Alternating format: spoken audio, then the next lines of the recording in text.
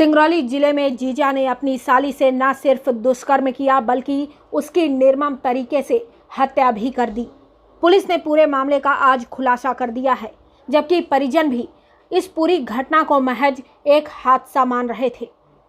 सिंगरौली जिले के बैढ़न थाना क्षेत्र में आने वाले गनियारी इलाके में 27 मार्च को रात तकरीबन 2 बजे पुलिस को सूचना मिली कि यहां एक मकान में आग लग गई है और किराए से रहने वाली प्रीति यादव की कमरे में जलकर मौत हो गई। पुलिस तुरंत मामले की तफ्तीश शुरू की और घटना की जांच में जुट गई। शव के अंतिम परीक्षण के दौरान पुलिस को अहम सुराग मिला, जिससे यह पता चला कि मृतक प्रीति यादव के गले में धारदार हथियार से हमला कर उसे काटा गया है और उसके बाद आग से उसका शरीर जला है। इसी आधार पर पुलिस पूरे मामले की तफ्तीश शुरू कर दी। विवेचना में यह भी पुलिस को मालूम चला कि मृतक अपनी छोटी बहन के साथ और अपने जीजा कृष्ण कुमार यादव के साथ यहां रह रही थी। शक की पहली सुई पुलिस के मृतक के जीजा कृष्ण कुमार यादव पर गई। इसी आधार पर पुलिस ने कृष्ण कुमार यादव को पूछताछ के लिए बुलाया तो पूरा मामला खुलकर सामने आ गया। आरोपी के मुताबिक 25 मार्च को मृतक की छोटी बहन अपने गांव चली गई और रात में मृतका प्रीति यादव और उसका जीजा कृष्ण कुमार यादव कमरे में अकेले थे। इसी का फायदा उठाकर कृष्ण कुमार ने मृतक के साथ दुष्कर्म किया, लेकिन प्रीति ने इस घटना को परिवार के लोगों को बता देने की धमकी दी, जिसके बाद आरोपी ने प्रीति से माफी मांगी और आगे ऐसी गलती न करने की बात कहकर मामले को रोकने का प्रयास किया। लेकिन आरोपी को यह शंका थी कि प्रीति कहीं ना कहीं बात गांव वालों को, घर वालों को बता देगी और उसकी बदनामी होगी। इसी के चलते उसने प्रीति को मारने का प्लान बनाया और 26-27 तारीख की दरमियानी रात तकरीबन रात के 2 बजे उसने पहले प्रीति का धारदार हथियार से गला काटा और फिर मिट्टी का तेल छिड़क कर और गैस का सिलेंडर खोलकर कमरे में आग लगा दी और वहां से फरार हो गया। आरोपी की यह साजिश बेहद शातिराना तरीके से रची गई थी, जिससे न सिर्फ पुलिस बल्कि घर वालों को भी एक बार गुमराह कर दिया गया। सभी को यही लग रहा था कि यह शॉर्ट सर्किट से लगी आग हो सकती है। किसी को अंदाजा भी नहीं था कि एक जीजा अपनी साली की इस तरह से निर्मम हत्या भी कर सकता है। 2022 को रात करीब 2:30 बजे अपनी 100 डायल के माध्यम से सूचना मिली कि गनियारी में एक हरिशंकर शाह है, उनके मकान में एक यादव हैं, कृष्ण कुमार यादव किराए में रहते हैं। उस कमरे में आग लग गई है, जिसके कारण एक अंदर लड़की कोई जल करके खत्म हो गई है। इस सूचना पर मैं और टीआई साहब और पूरा स्टाफ बैढ़न का वहां पहुंचे। घटना को देखा गया। प्रथम दृष्टया देखने में वो घटना लग रही थी कि या तो शॉर्ट सर्किट से हुई है या मिट्टी का तेल वगैरह कुछ इन्हीं कारणों से हुई है और आगजनी जैसी घटना ही दिख रही थी। सवेरा होने के पश्चात उसमें सब परिजनों को सूचना दी गई, बुलाया गया और जब पंचनामा किया गया और पोस्टमार्टम कराया गया तो उसमें निकल करके ये आया कि इसकी पहले गर्दन काटी गई है, गर्दन काट के हत्या की गई है लड़की। उस लड़की का नाम प्रीति यादव था और ये कृष्ण कुमार यादव की साली, बड़ी साली।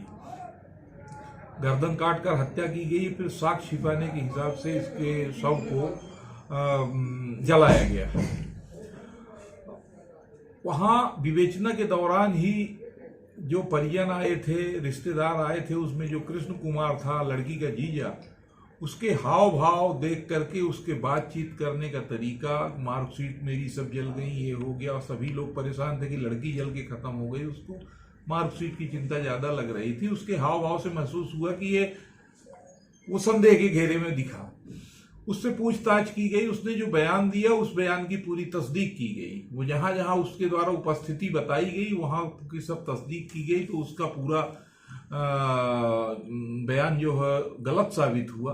मार्कशीट जलने की जो बात कह रहा था वो मार्कशीट भी उसके घर में रखी हुई मिली बैग में, जिससे अब संदेह पुख्ता हुआ और इससे दोबारा अच्छे तरीके से पूछताछ की गई और जानकारी ली गई तो पता लगा कि ये शाम को घटना के एक दिन पहले सुबह यहाँ से गया था और जा करके अपने गांव में पोखरा में अपना दस्तावेज मार्कशीट वगैरह रखा। फिर स्कूल गया और वहाँ अति शिक्षक है।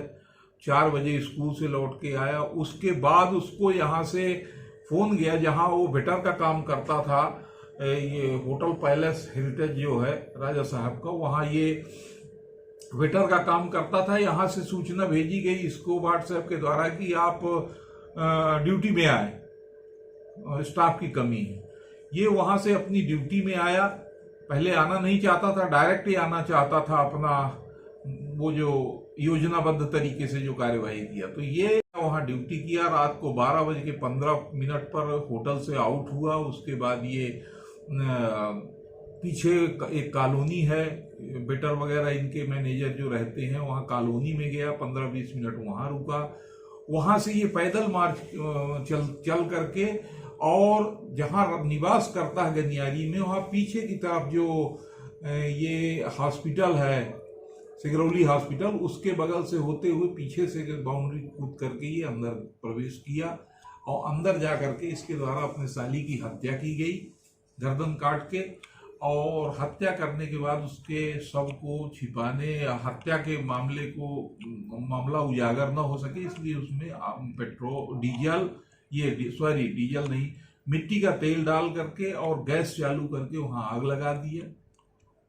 इस तरह ये घटना हुई है। घटना की मुख्य वजह क्या रही? घटना की मुख्य वजह यह थी कि ये पहले से भी एक बरगवा के मामले में ये जानकारी मिली है कि ये 376 के मामले में सजा याफ्ता है, जमानत पर है, चारित्रिक रूप से अच्छा व्यक्ति नहीं था।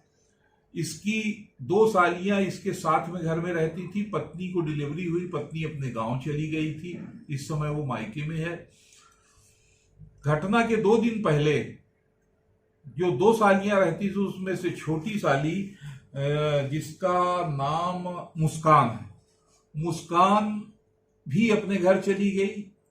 तो एक रात ये आरोपी कृष्ण कुमार और उसकी साली मृतका जो प्रीति है, ये दोनों अकेले रहे। उस दौरान इसने कुछ उसके साथ गलत काम किया और ये परिस्थिति उत्पन्न हुई। लड़की ने इसको बोला कि मैं परिवार वालों को बता दूंगी, रिश्तेदारों को सबको बता दूंगी।